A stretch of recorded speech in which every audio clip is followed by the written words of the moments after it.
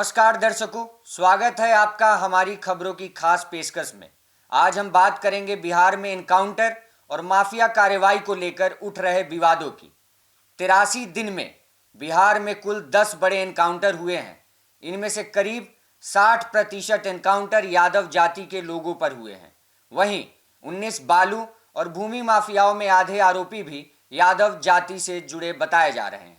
नमस्कार, आप देख रहे हैं सिटी पोस्ट लाइव। मैं हूं ऋषि और मैं हूं सृष्टि राज। इस पूरे मामले ने राज्य की कानून व्यवस्था, राजनीति और पुलिस कार्य प्रणाली पर गंभीर सवाल खड़े कर दिए हैं। बिल्कुल, और इस विवाद ने बिहार विधानसभा तक में सियासी बहस को जन्म दे दिया है। राजद विधायक भाई वीरेंद्र ने विधानसभा में आरोप लगाया कि बिहार पुलिस जाति देखकर एनकाउंटर कर रही है। उनका कहना है कि सरकार केवल एक जाति और धर्म के खिलाफ कार्रवाई कर रही है, जबकि अपराध हर जाति में होते हैं।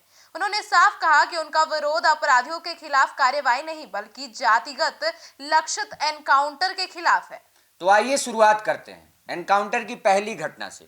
11 फरवरी को पटना में एसटीएफ ने सूर्या डॉन उर्फ राजीव कुमार को दौड़ाकर गोली मारी थी।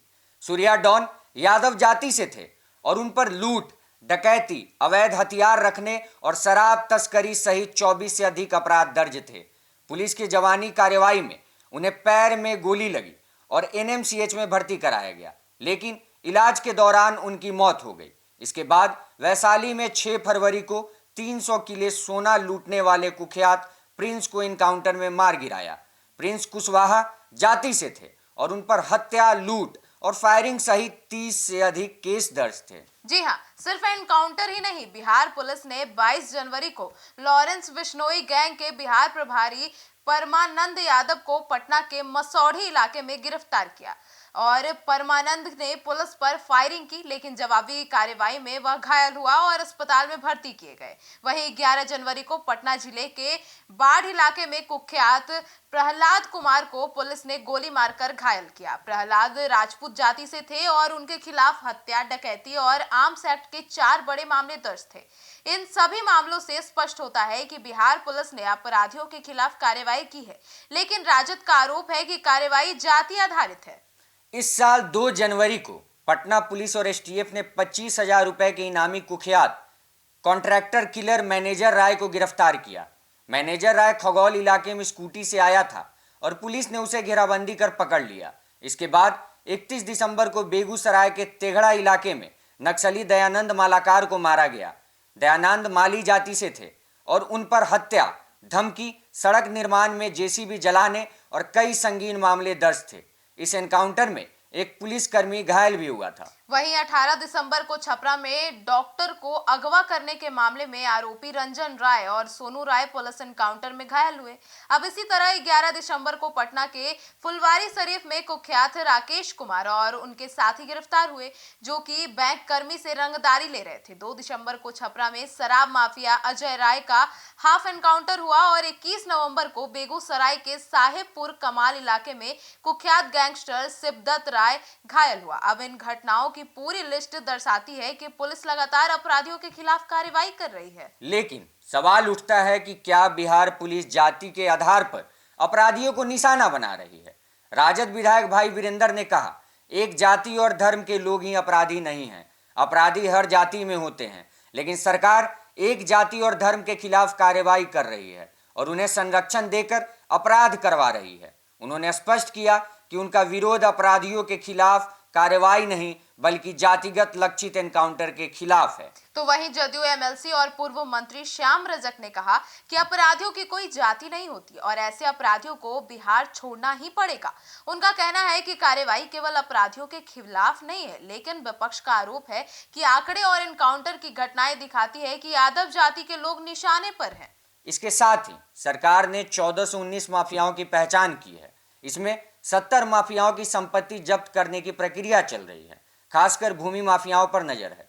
उन्होंने अवैध तरीके से करोड़ों रुपए की संपत्ति अर्जित की है। 19 बड़े बालू और जमीन माफियाओं में से आधे यादव जाति से हैं। 8 जमीन माफियाओं की कुल संपत्ति 40 करोड़ रुपए हैं और उनके खिलाफ ईडी की रिपोर्ट भेजी गई है। वहीं 11 बालू माफियाओं से 15 करोड़ रुपए की वसूली होनी है। तो कुल मिलाकर सरकार इन माफियाओं से 51 करोड़ रुपए वसूलने की तैयारी में है। जी हाँ, अब इन आंकड़ों और एनकाउंटरों की घटनाओं को देखते हुए बिहार में कानून व्यवस्था पर कई सवाल खड़े हो रहे हैं। राजद का आरोप है कि एनकाउंटर जातिगत है, जबकि सरकार और जदयू का दावा है कि कार्रवाई केवल अपराधियों के खिलाफ होती रही है। अब इस विवाद ने राजनीति और सामाजिक बहस को तो जन्म दे ही दिया है और विधानसभा में भी मुद्दा गर्मा दिया है।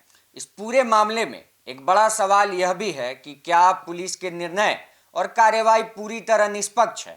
क्या अपराधियों की पहचान सिर्फ उनके अपराधों और संदिग्ध गतिविधियों पर आधारित है, या इसमें किसी जाति के प्रति पूर्वाग्रह भी शामिल है। बिहार में कानून और व्यवस्था को लेकर यह बहस लगातार जारी है और आने वाले दिनों में यह और तीव्र हो सकती है। तो अब साथ ही यह भी देखने की जरूरत है कि सरकार की संपत्ति जब्ती और माफिया वसूली की प्रक्रिया कितनी पारदर्शी है। 1419 माफियाओं में से आधे यादव जाति के हैं, लेकिन क्या यह केवल सहयोग है या किसी समूह को निशाना बनाने की नीति है? विपक्ष का कहना है कि कार्रवाई में राजनीति और जातिगत पक्षपात शामिल है। अब इन सवालों का जवाब बिहार की जनता और मीडिया को चाहिए। तो दर्शकों, यह पूरा मामला केवल इनकाउंटर और माफिया कार्रवाई तक सीमित नहीं है। यह बिहार में कानून व्यवस्था, जातिगत विवाद और राजनीतिक आरोप प्रत्यारोप का मुद्दा बन गया है। आने वाले दिनों में यह बहस विधानसभा और सोशल मीडिया दोनों जगह गरमाने की संभावना है। तो हम आपको इस मामले की हर अपडेट और सटीक रिपोर्ट्स देते रहेंगे। पुलिस और सरकार की कार्रवाई, विपक्ष के आरोप और जातिगत विवाद, इन सब पर हमारी नजर बनी रहेगी। बने रहिए हमारे साथ और देखते रहिए सिटी पोस्ट लाइव। धन्यवाद।